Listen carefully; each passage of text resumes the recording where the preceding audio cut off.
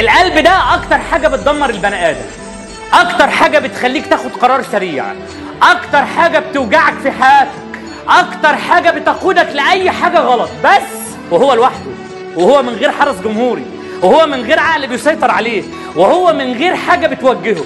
طول ما انت بتاخد قرار بقلبك انت غلط، طول ما انت مندفع بقلبك انت غلط، لان القلب ما بيحسبش النتيجه اللي جايه ايه، القلب ما بيحسبش انت هتعمل ايه.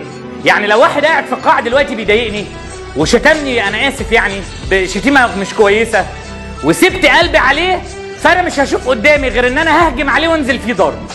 قلبي مش هيحسب ايه النتيجه اللي هتحصل بعد كده. بس لو انا ركزت بعقلي على قلبي، هبدا احسب ايه اللي ممكن يحصل لي لو انا عملت كده. هخبط في كام واحد وانا ماشي، وبعد ما اضربه ممكن الكاميرات تبقى موجوده فيعمل لي محضر، وابقى واحد ضرب طالب في الجامعه وحضراتكم تقفوا معاه وبهدل حياتي كلها. عشان كده قلب البني ادم اعمى، عشان كده خلي ده يتحرك، خلي ده ياثر على ده. القرار اللي هتاخده بقلبك من غير عقلك، حتى لو صح غلط، حتى لو صح غلط. عشان كده اي مشكله بتمر عليك في حياتك اسال نفسك سؤال: قرار القلب بيقول ايه؟ اتنازل. قرار العقل بيقول اوعى تتنازل، اوعى تتنازل. القلب بيخلي البني ادم يخسر، القلب بيخلي البني ادم دايما خسران، لكن وجود العقل مع القلب بيدي مساحه انه يحافظ عليك.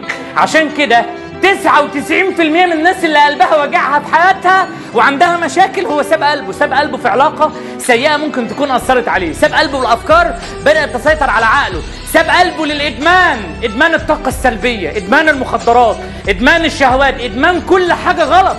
فبقى اللي بيسيطر على عقله هو عباره عن للاسف حاجات صعبه جدا.